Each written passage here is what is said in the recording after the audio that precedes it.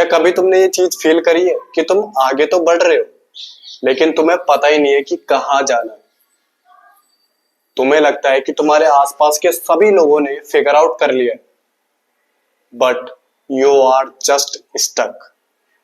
If it's you then listen till the end, क्योंकि आने वाले कुछ मिनटों में तुम्हें पता चल जाएगा कि कैसे कैसे अपनी लाइफ में डायरेक्शन को ढूंढा जाता है। सबसे बड़ी मिस्टेक जो लोग करते हैं इज थिंकिंग फीलिंग लॉस्ट। मतलब कि तुम कुछ तो गड़बड़ कर रहे हो, तुम कुछ तो गलत कर रहे हो, बट जो रियलिटी है, जो सच है, वो ये है कि feeling lost is actually the starting point of right direction. क्योंकि तुम कभी भी नया रास्ता या सही रास्ता तब तक नहीं ढूंढ पाओगे जब तक तुम ये एडमिट ना कर लो, जब तक तुम्हें ये चीज पता ना हो कि मैं गलत डायरेक्शन में हूं या गलत रास्ते में हूं। क्योंकि तुम कभी भी सही रास्ते को या सही डायरेक्शन को तब तक नहीं ढूंढ पाओगे जब तक तुम्हें ये रियलाइज ना हो या तुम्हें एडमिट ना कर लो कि मैं गलत डायरेक्शन में हूं, मैं गलत रास्ते में हूं। तो जो दूसरी चीज आती है, इसी की वजह से तुम्हें पता चलेगा कि तुम्हारी लाइफ की डायरेक्शन या तुम्हारा पर्पस क्या है। अब ये चीज बहुत कॉम्प्लिकेटेड भी है, बहुत सिंपल भी है। कॉम्प्लिकेटेड तो तुम्हें पता है, सिंपल मैं बता देता हूं। तो सबसे पहले ये चीज जापानीज लोगों ने शुरू करी। ये फिलॉसफी है बेसिकली, जो जापान से आती है। जापानीज लोग इसे बहुत फॉलो करते हैं। इसका नाम है इकिगाई। इकिगाई का मतलब बेसिकली होता है लाइफ की डायरेक्शन या पर्पस। इसको इन्होंने जापानीज लोगों ने इकिगाई का वर्ड दिया है, तो उसको वो इकिगाई कहते हैं। तो जापानीज लोगों का मानना है कि हमारी लाइफ में इकिगाई का होना बहुत जरूरी है। मतलब इसके बिना कुछ भी नहीं कर पाएंगे, ये चीज होना बहुत जरूरी है। और जो कि रियलिटी भी है, लाइफ में डायरेक्शन या पर्पस होना बहुत जरूरी है।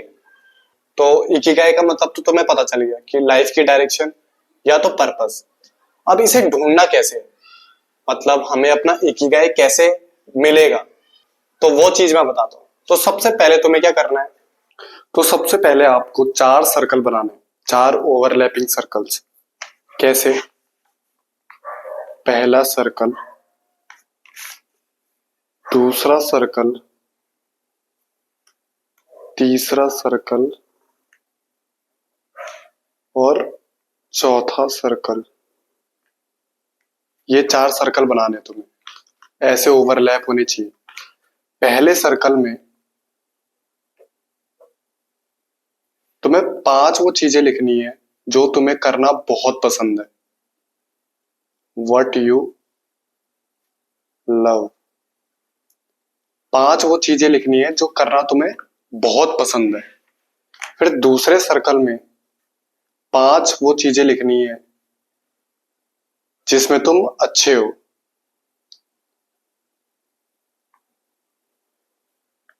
What you good at।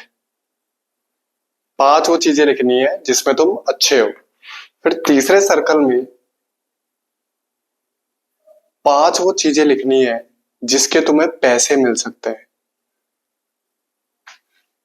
इस सर्कल में तुम्हें 5 वो चीजें लिखनी है जिसके तुम्हें पैसे मिल सकते हैं। फिर लास्ट और चौथे सर्कल में 5 वो चीजें लिखनी है वर्ल्ड को जिसकी सबसे ज्यादा जरूरत है, यानी कि वर्ल्ड में जिसकी सबसे ज्यादा नीड है, उन 5 चीजों को लिखना है। पहले सर्कल में 5 वो चीजें लिखनी है जो करना तुम्हें बहुत पसंद है, यानी कि जैसे कुछ भी हो सकता है, सिंगिंग, किसी को डांसिंग, किसी को गेम खेलना, किसी को कंटेंट बनाना, कुछ भी। 5 वो चीजें लिखनी है। दूसरे सर्कल में 5 वो चीजें लिखनी है जो जिस चीज में तुम अच्छे हो। कोई कम्युनिकेशन में अच्छा हो सकता है, कोई सेल्स में अच्छा हो सकता है, कोई मार्केटिंग में अच्छा हो सकता है, कोई किसी भी चीज में। तो 5 वो चीजें लिखनी है। कोई कंटेंट क्रिएशन में अच्छा हो सकता है, कोई डांसिंग, सिंगिंग, कुछ भी। तो 5 वो चीजें लिखनी है। फिर तीसरे सर्कल में 5 वो चीजें लिखनी है जिसके तुम्हें पैसे मिल सकते हैं, यानी कि लोग जिसके तुम्हें पैसे दे सकते हैं। जैसे अगर तुम्हारा डांसिंग है तो तुम डांस सिखा सकते हो बच्चों को, तो तुम उससे पैसे मिल सकते हैं तुम्हें। कोई सिंगिंग है तो सिंगिंग सिखा सकता है। कोई कंटेंट बनाता है तो उसके तुम्हें ब्रांड प्रमोशंस मिल सकते हैं। तो इस तीसरे सर्कल में 5 वो चीजें लिखनी है जिसके तुम्हें पैसे मिल सकते हैं। फिर चौथे सर्कल में 5 वो चीजें लिखनी है वर्ल्ड में जिसकी सबसे ज्यादा जरूरत है, वर्ल्ड में जिसकी सबसे ज्यादा नीड है।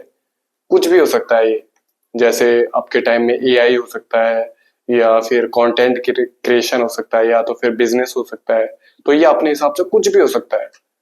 तो जब तुम चारों सर्कल में सारे फिल कर दोगे अपनी अपनी चीजें, तो चारों सर्कल में तुम्हें एक या दो चीजें ऐसी ढूंढनी है जो चारों सर्कल में कॉमन हो, मतलब वो चारों सर्कल्स में आती हो।